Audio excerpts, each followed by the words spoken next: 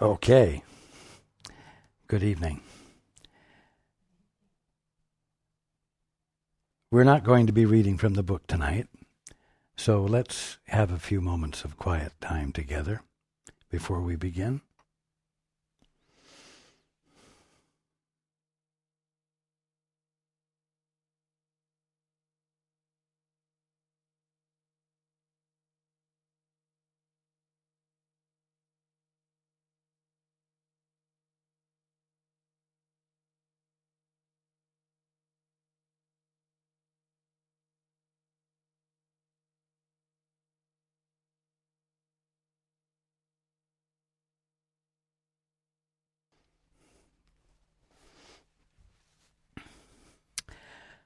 Good evening.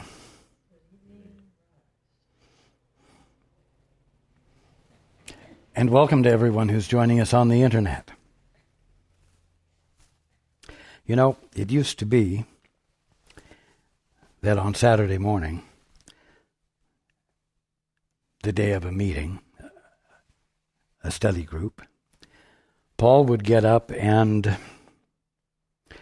he would, for lack of better words, keep the day holy. He would wake up with the intent to keep his mind stayed on the truth, to not let his mind be distracted by, we'll say, the normal calls of daily activity. In a way, he would go into a cave and be contemplative and quiet in honor, you might say, of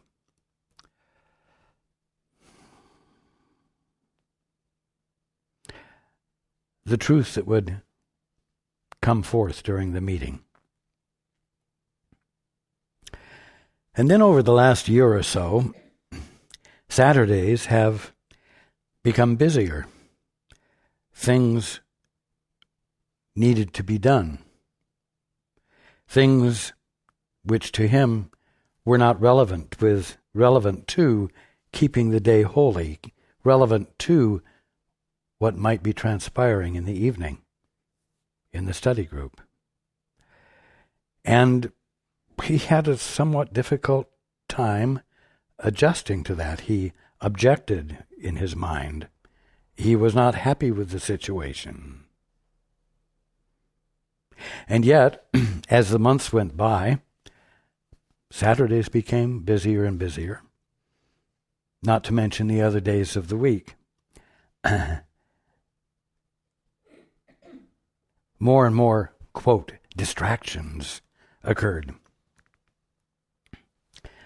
Until Saturdays became so full that he barely got back home in time for the meeting and barely had time to become quiet. Having to, we'll say, be with me on the run. Be with me in the middle of being active. And this was an education for him. It was a learning for him, not a learning he liked. He wanted everyone else to respect the holiness of the day and the call for a holy frame of mind on that day, just as he wished to provide that attitude for that day. And everything was conspiring against his intent. But you see, the call for him, and indeed the call for all of you, is to find the holiness of the day in the activity of the day, in the activities of each day.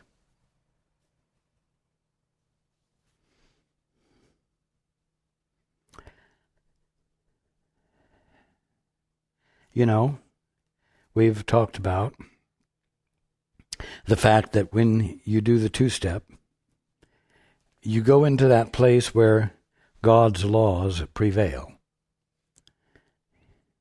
Well,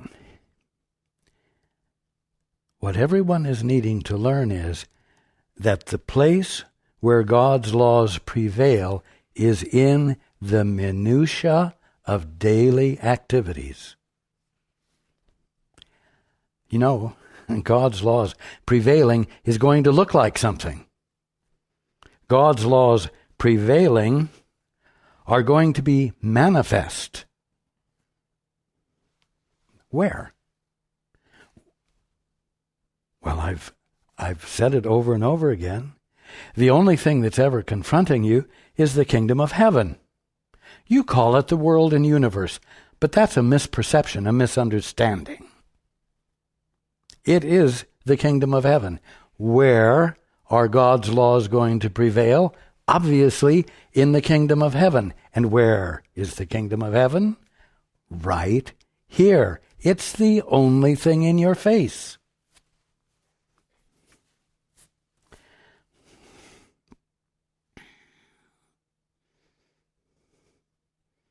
Now,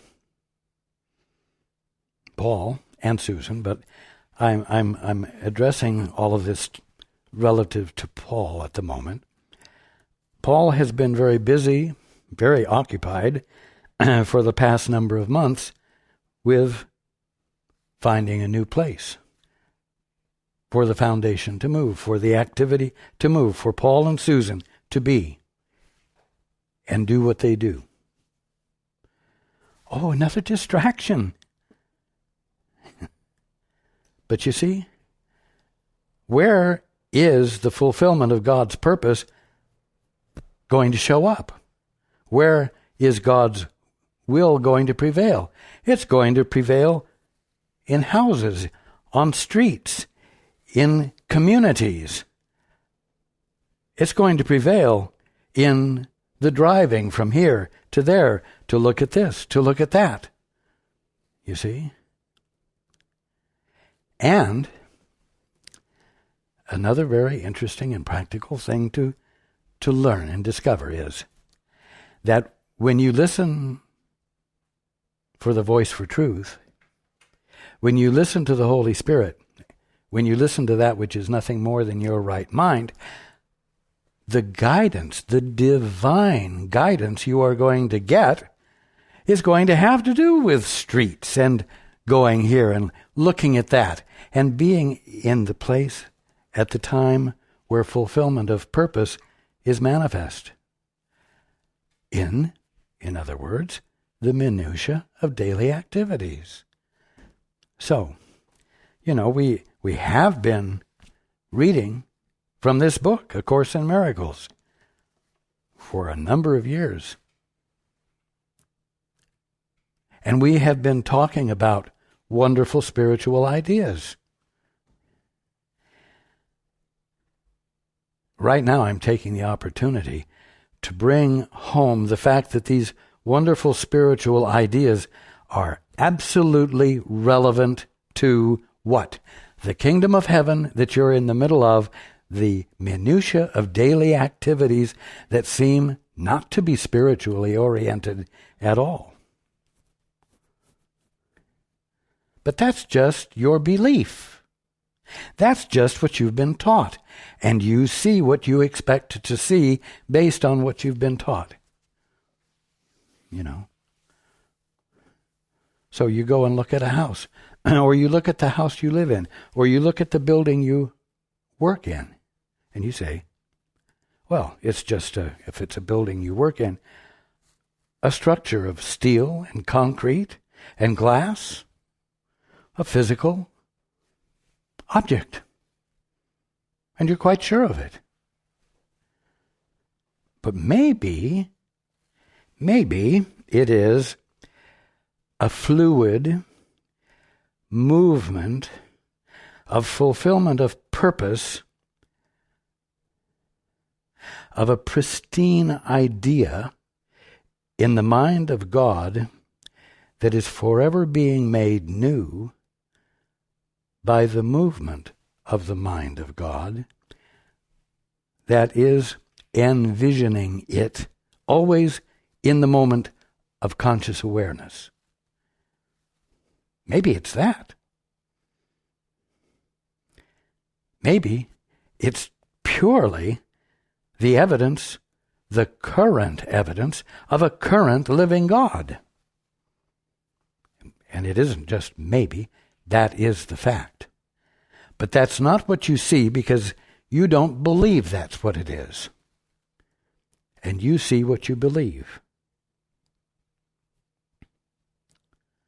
And so, because you believe that the world and universe is a material world and universe, not the kingdom of heaven, then you think that the laws of God prevail not here, but somewhere else where the kingdom of heaven is.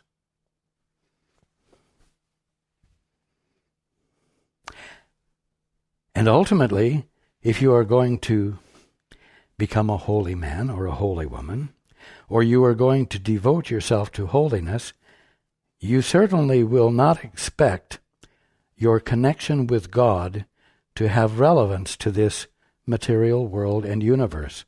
And yet, if you're going to wake up, you're going to have to discover and realize that there is no other reality going on but the one in which God's laws prevail, because God is all. There is no alternative to the allness of God.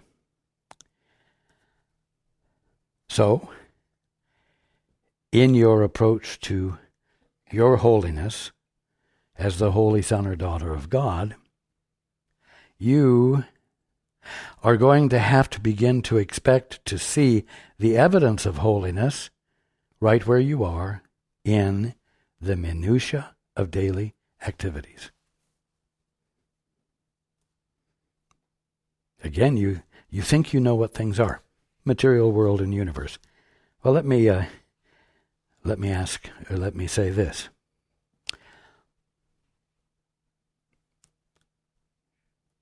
Susan and Paul, Chris and Judy, anyone associated with the work that they are doing and the activities of the Northwest Foundation for A Course in Miracles,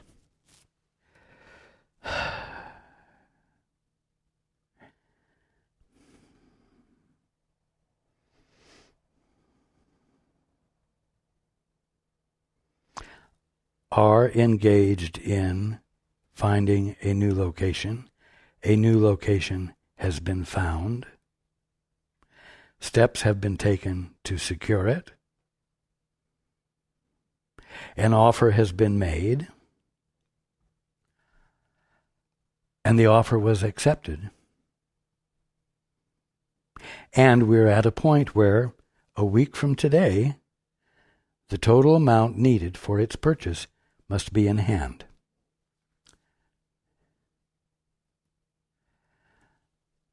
Now, it appears as though all of this is dependent on things. It's dependent on Paul and Susan being willing to give their attention and energy and willingness and decisiveness to what the movement of God is leading them to do, to the guidance they are getting from me regarding the minutiae of daily affairs. It appears that another aspect of this movement, this unfoldment, is individuals making contributions, supporting the activity in tangible ways. So it could look as though it's just human beings in this material world and universe, like little ants scurrying around, doing their habitual processes of living and surviving and so on and so forth. Just as part of the material universe. Or it can be the movement of God, the laws of God prevailing in the minutiae of daily activities, which are really activities of the kingdom of heaven.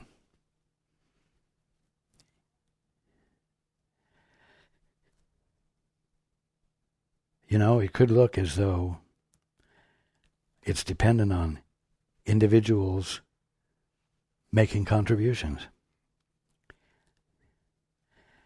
And everyone can forget that there's a God, and that maybe God has something to do with it all. And I want to share this story, which most of you know. It's a story about a flood. And in the flood, the waters rise, and this man crawls up onto the roof of his house. And he prays to God to save him. He wants to have a miracle. He wants to have the evidence of God. And so while he's sitting on the roof, a rowboat comes by. And they say, jump in, we'll take you to safety.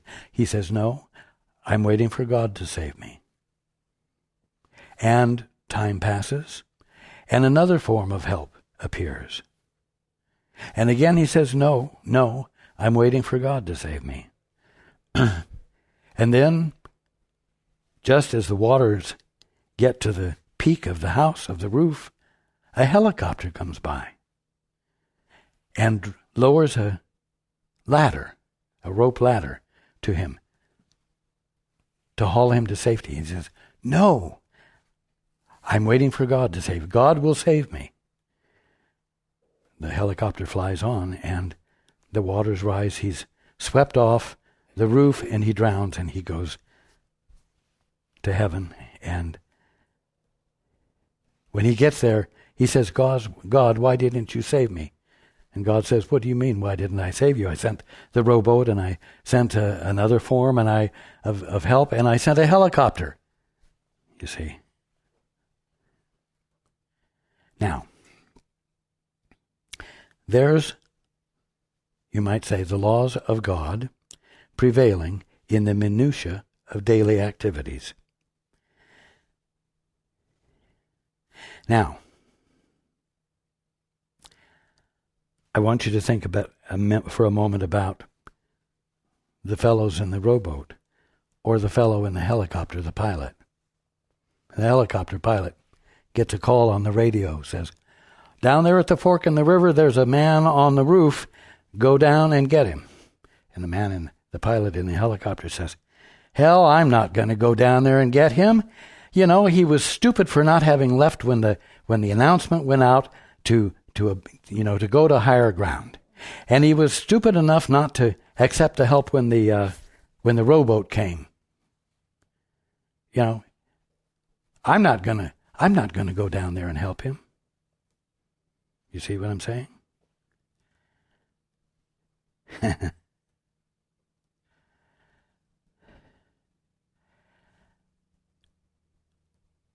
The laws of God prevailing didn't prevail only with the fellow in distress on the top of the roof who had asked for help.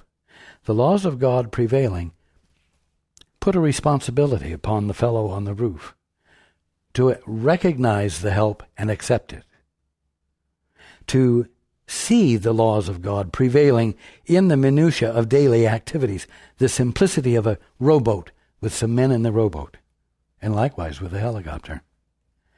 But also, the fellow in the helicopter had to be willing to cooperate with the laws of God prevailing by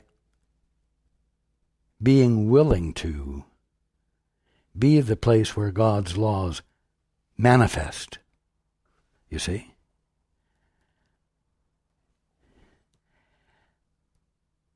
If the fellow on the roof had accepted the help of the pilot in the helicopter, he would have been saved. And one could have said, well, thank God for helicopters, and thank God for a man who knows how to fly the helicopters, and so that this transpiring of events in the human condition, in the material world and universe, could occur. And one could say, God never had anything to do with it. But God's laws prevailing looks like something.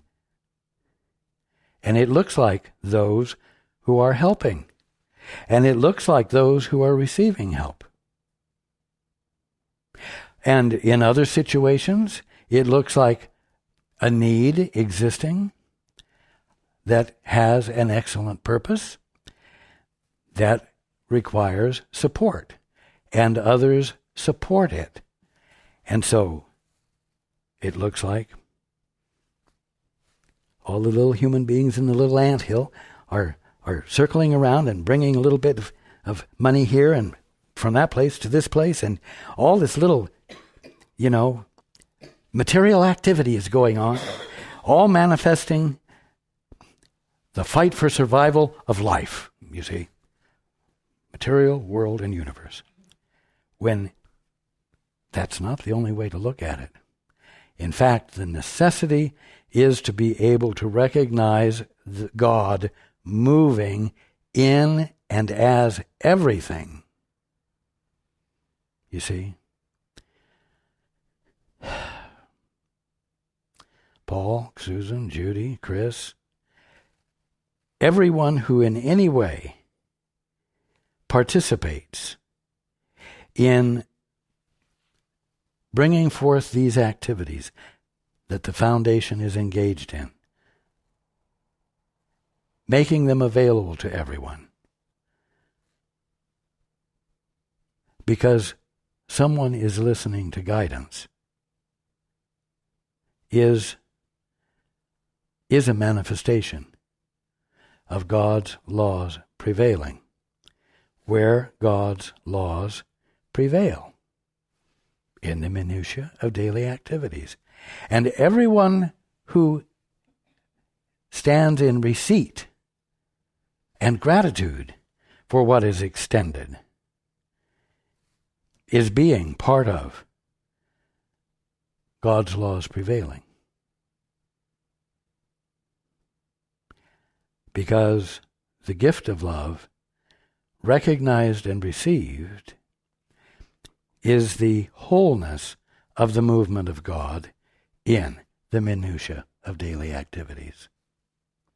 And those who provide support for those activities when they are needed are also not being little mortals, bringing their crumbs of money to the center of the nest. They are the will of God prevailing and manifesting the fulfillment of God's purpose. Absolutely everyone and everything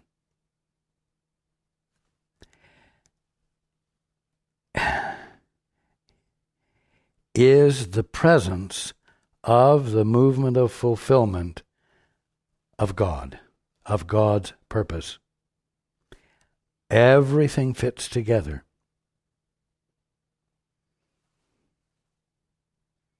Everything fits together. It's why I use the word family.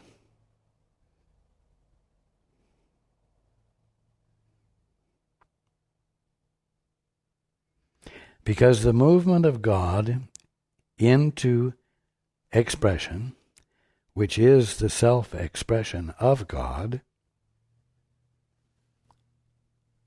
manifests as the sons and daughters of God, every single one of you, as well as every single thing in creation. And it is a bonded, infinite manifestation that is not in bondage to anything,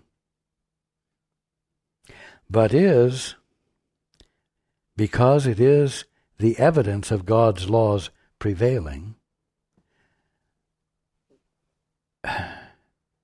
the infinite expression or manifestation of fulfillment of purpose that does not originate in a puny, pea-picking little mind called an ego of a bunch of little bodies running around that has a brain in its head that somehow is able to express life and intelligence.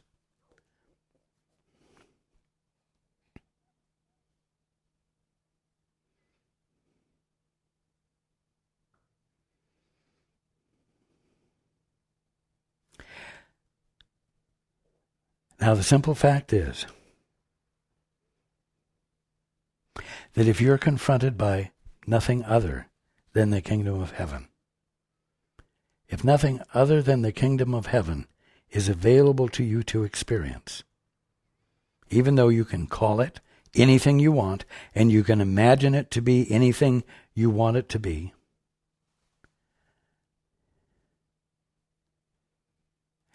then you're going to have to arrive at a point where the minutiae of daily activities, the infinite activities of this kingdom of heaven, will have to stop being perceived by you as a distraction from holiness, as a distraction from your giving your attention to listening for the Father's will and expecting to hear that it is something otherworldly that doesn't relate to where you are. Because if you don't discover and embrace the fact that the will of God prevailing, I'm going to say the laws of love prevailing, involves your embracing everything as the kingdom of heaven, and therefore worthy of your love and worthy of your curiosity to see the Father in every aspect of it, you will be living in a false sense of spirituality that will absolutely inhibit you from waking up. It will absolutely inhibit you from having the experience of revelation, because you will be blocking it absolutely by your expectation that revelation is not going to relate to where you are.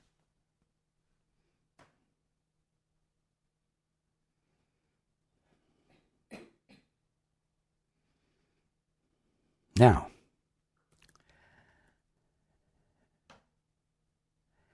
it is amazing what has transpired since the last couple of days of May relative to the move of the foundation and relative to the love that has been expressed and the contributions that have been received. Absolutely amazing. Absolutely wonderful.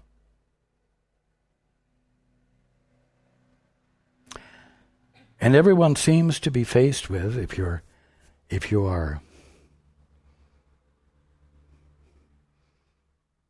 care about what's happening regarding this move, everyone seems to be faced with a deadline a week from today. A deadline that calls for action.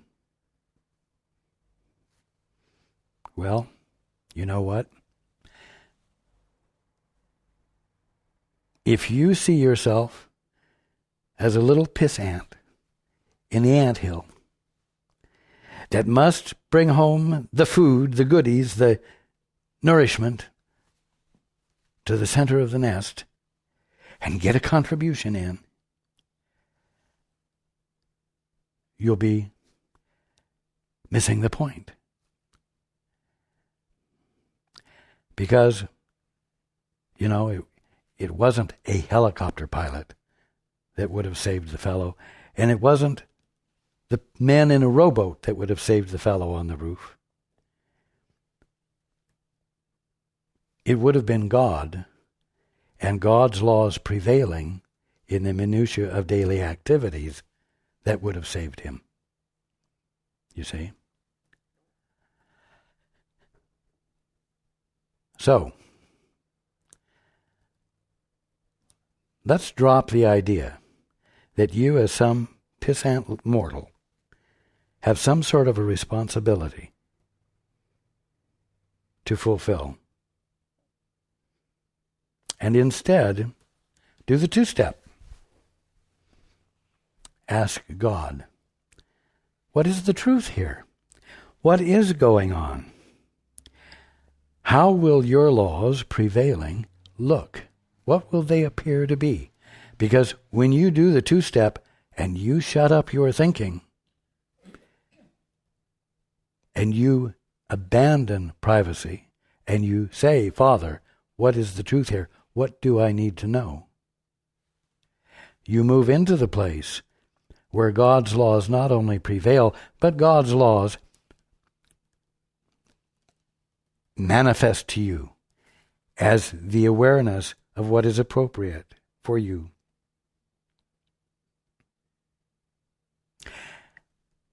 And if you insist on not reverting to being a pissant mortal, and instead insist on behaving like a holy son or daughter of God, you will listen and you will act. And what you will hear and what you will do will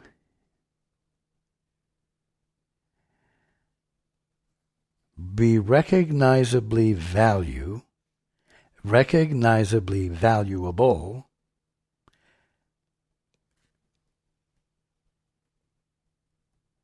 in the midst of the minutiae of daily activities.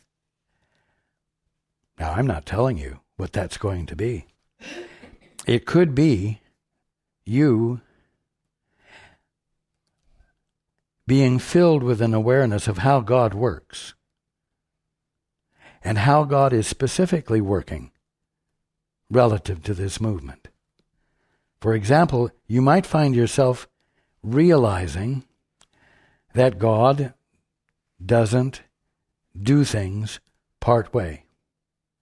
That God's movement is a fulfillment of purpose, not an almost fulfillment of purpose. Someone Paul knows has on her voicemail message, "You have almost reached me." Well, fulfillment is not something that is almost reached. The word fulfillment means completion, means wholeness. And so you may be filled with the undeniable experience of the fact that relative to this movement from one location to the other, and relative to the movement of the means to pay for it, to arrive where it's needed, is not something that will be almost met, but one that must be fully wholized, fully realized, and something that, for example, next Saturday, everyone can fully rejoice in the completion of. Someone else may indeed find themselves led to make a contribution. But you know what? If you think you're a pissant mortal, you might, like Paul does occasionally and did this afternoon, begin to feel like, oh, you must do something. You must do something to take hold of the situation. You must take some concrete action that will make a difference, and do it without ever doing the two-step, and without ever going to the place where God's laws prevail, so that you might experience the meaning of the fact that God's laws prevail, and thus act in harmony with it. You know, something that I am teaching everyone, and have been for the last few weeks, is that guidance relates to the minutiae of daily activities.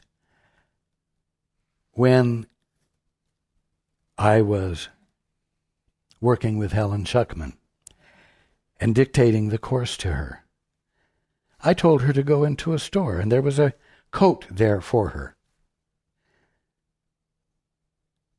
And indeed, she went in, and the coat was there, and she bought it.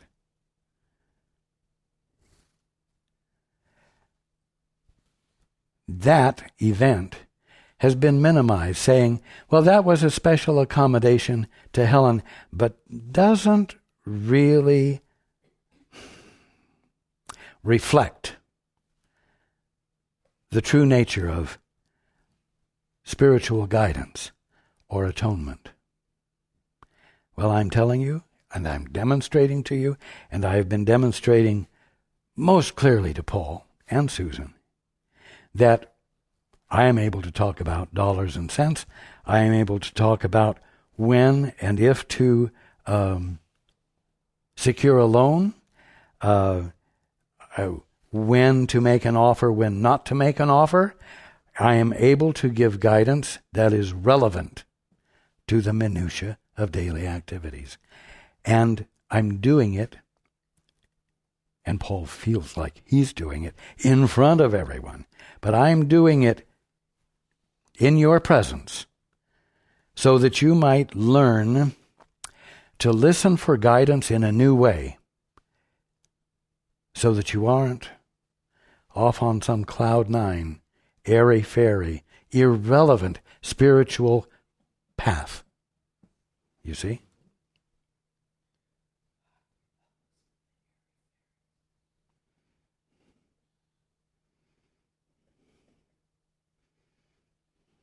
Now, I am going to be very clear. As spiritual guidance is, I was going to say is inclined to be, but as spiritual guidance actually is, when you reach out for the Holy Spirit or your guide. And I'm going to point out that there is a need. The need is that the full balance needs to be in hand by next Saturday. We'll say by next Friday. So that the property does not go back on the open real estate market. That is the need. Why do I bring it up? Because you need to know where to bring your attention to. You need to know what it is that you need to be asking the Holy Spirit about. You need to know specifically how the prevailing of God's will looks relative to the need. And this is the case, whether it's a physical need you have, whether it's a relationship need you have, wherever needs are. You see? This is just practice. So that you approach the minutiae of daily activities in a new way which leads irrevocably to healing or the resolution of the need. Because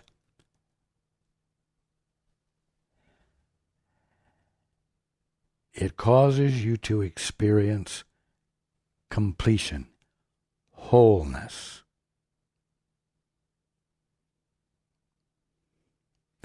And the joy that comes from your not being at odds with the Father in any way any longer.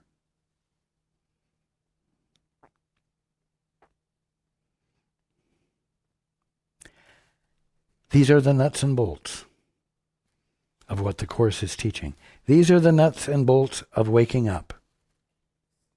These are the practicalities of spirituality, which perhaps you didn't think there were. Perhaps you didn't think that spirituality had practicalities, but lifted you above practicalities.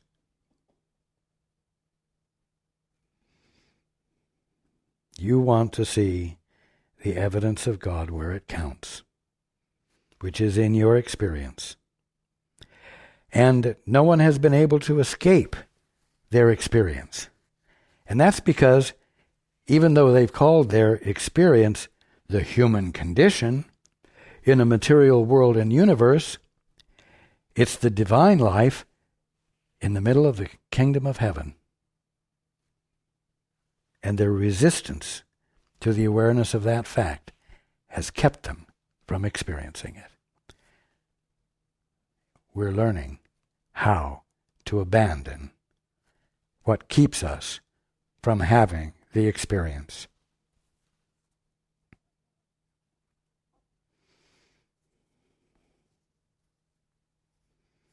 Maybe it stretches you. Paul certainly feels stretched. Susan certainly feels stretched. But the stretch is worth it because it pulls you out of the rut of your revered ignorance, which you're reluctant to let go of.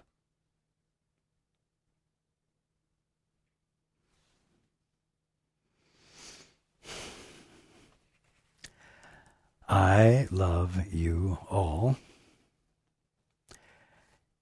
and I look forward to being with you next Saturday.